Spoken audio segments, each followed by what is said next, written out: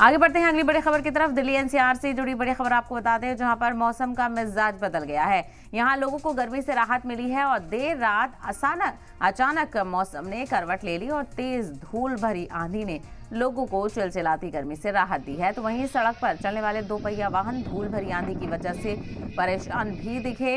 भयंकर आंधी तूफान से लोगों के गमले तक गिर गए, तो वहीं घरों में भी धूल ही धूल जमा हो गई है।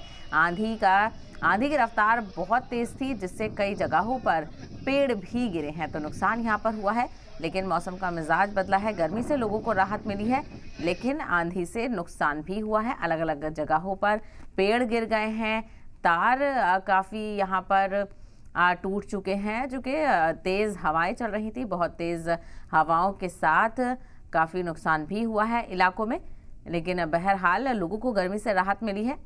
लेकिन धूल भरी आंधी ने लोगों को कहीं ना कहीं परेशान भी किया। तो सड़क पर चलने वाले दोपहिया वाहन धूल भरी आंधी की वजह से परेशान दिखे।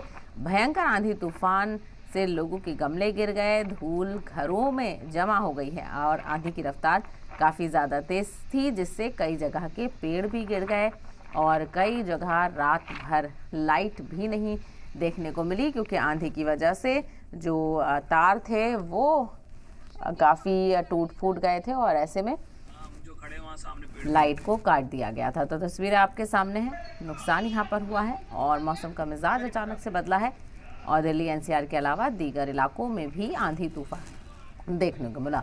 तो यूपी के कई इलाकों में भी आंधी तूफान देखा गया है। तो वहीं दिल्ली एनसीआर के लोगों को राहत मिली है, क्योंकि देर रात आंधी के साथ साथ बारिश की भी बात कही जा रही है। बारिश भी हुई कई इलाकों में और जिससे गर्मी से लोगों को राहत ज़रूर मिली है, लेकिन धूल भरी आंधी ने काफ़ी नुकसान भी किया है। कई जगह पर शेड्स उड़ गए और कई जगह पर पेड़ गिर चुके हैं और धूल भरी आंधी की वजह से हर तरफ धूल ही धूल नज़र आ रही है।